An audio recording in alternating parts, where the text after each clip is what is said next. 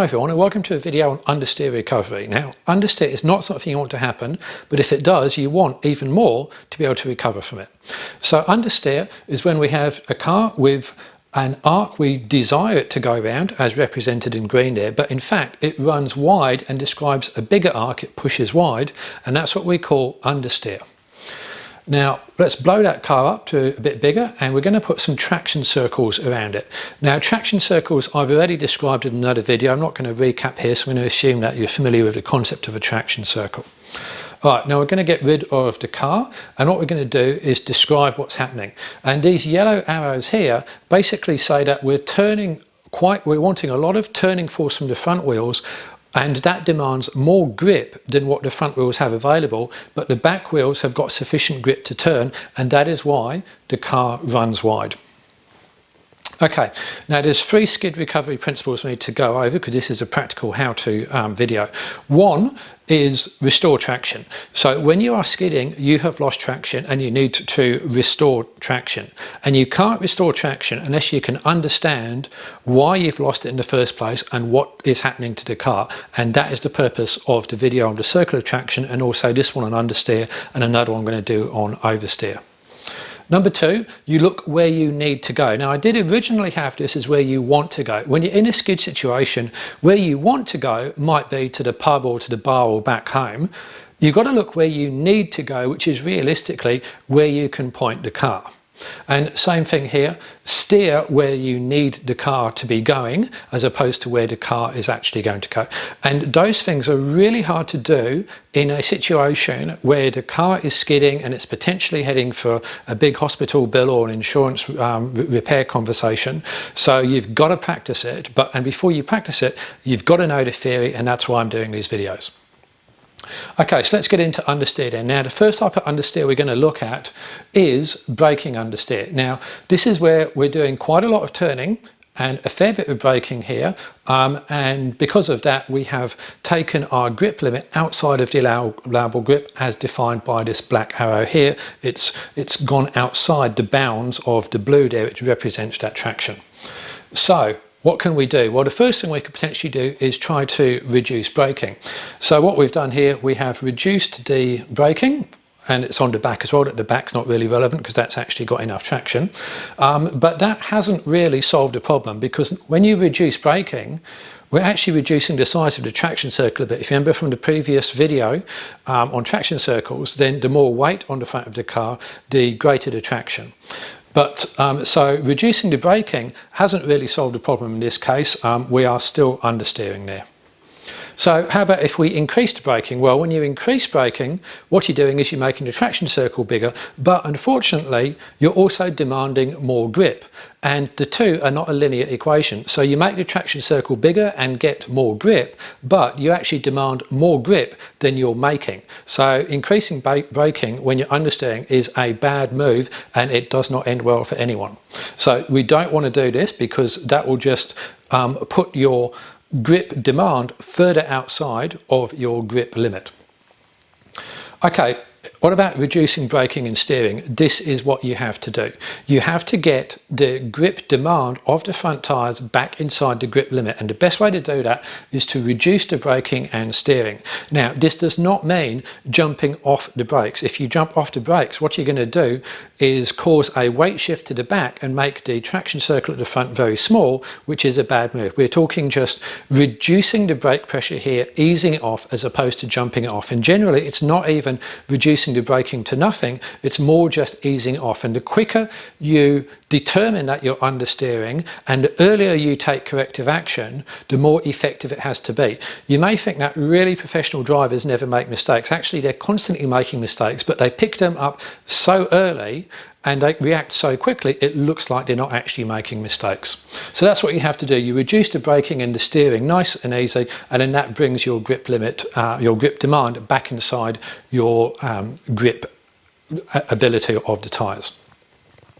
Okay, now why does this work? Well, let's talk about slip angles. So when a tyre goes around a corner, there's always a slip angle. So the green is the direction the tyre is pointing, and the black is the actual direction of the tyre's travel. Now this is true even of a Toyota Camry being driven by your grandparents to the shops. There is a slip angle, albeit tiny in that case, and it's also true of a rally ace on a dirt road, right? There is always a slip angle, it's just how big that slip angle is. So here's the thing. Let's take two cars here. Car A, we have got the steering wheels turned a small amount, and car B, we've got the steering wheels turned a large amount. Now you would think that car B has got more turning grip than car A, but that is not the case. Car A has actually got greater turning grip going to the left than car B, despite the fact, in fact, because of the fact its wheels are turned less.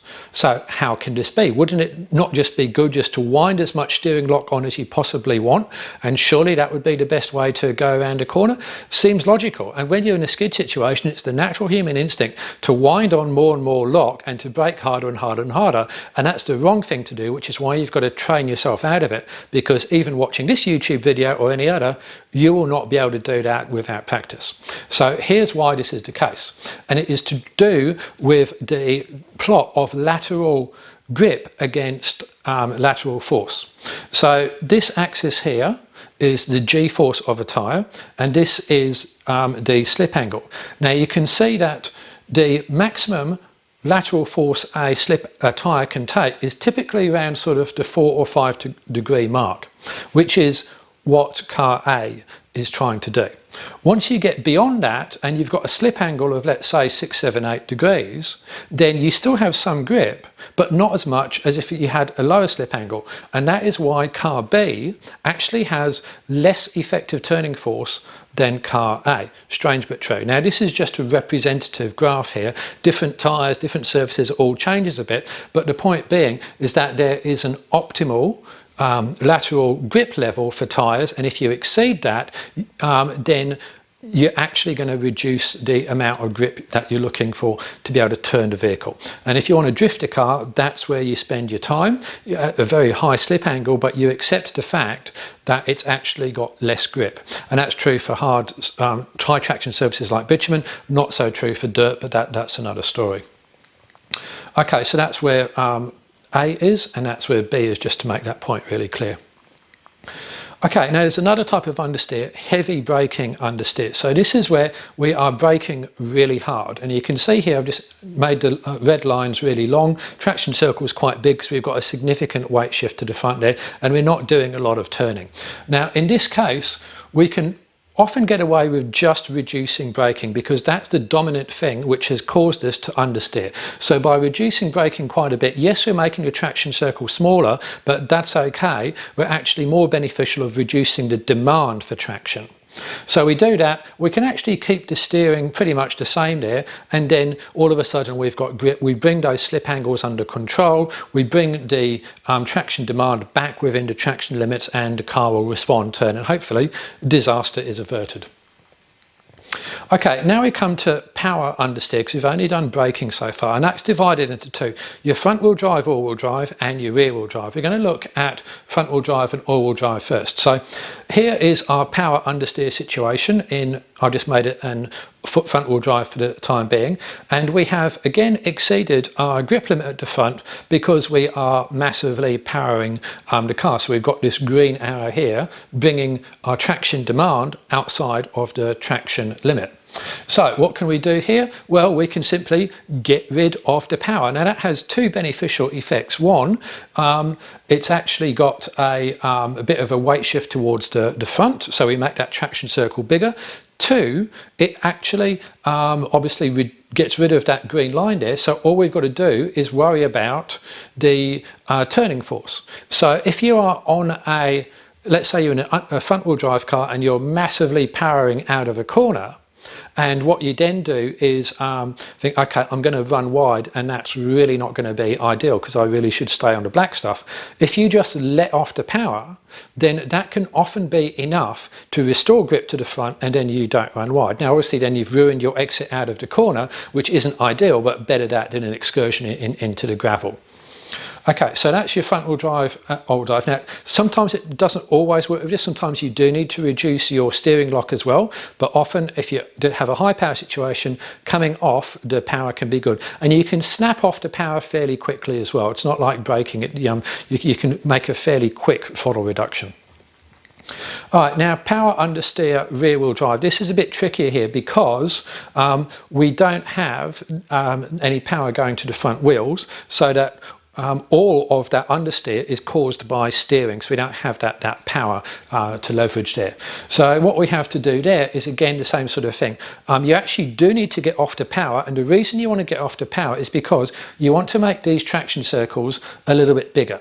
And if you're accelerating hard in a rear wheel drive car and you're understeering, and yes, that can actually happen, then what you'll find is that by coming off the power, you'll put a bit of weight on the front, increase the size of the traction circle, and that's good. Now, what you'll probably also need to do is reduce the steering lock as well, just to try and bring that grip demand back inside. But the combination of the two should work. All right, so let's summarise then what we've been through on this. You can, when you're in an understeer situation, you can choose. You can either slow down or steer. You typically can't do both. And I cannot emphasise it enough. You have to get out there in some form of skid pan or something like that and train it, because when it comes to it in the moment, you've got nanoseconds to react, and you've got to learn the symptoms really early. So this is just a good theory. Go out there and find some way to practice, which won't involve writing your car off. You have to reduce steering for more grip. It's totally counterintuitive. If the vehicle is understeering, winding on more lock will get you further into trouble, not less. You've got to reduce that lock, and then if you're braking, just ease off the brakes a bit, and then you just need to just wait just a little fraction, and then just wait for that effect to come through. And then definitely reduce power. If you're understeering off the track and you have to reduce power. And the way that you know you have to reduce power is you look well ahead, so you can see what's happening there. And that's one of the main things you learn in track driving. In fact, any form of driving, look well ahead. And the further you look ahead, the earlier you can see a situation developing, and then the earlier you can react to it, and the smaller the reactions and corrections need to be. And then finally, just wait.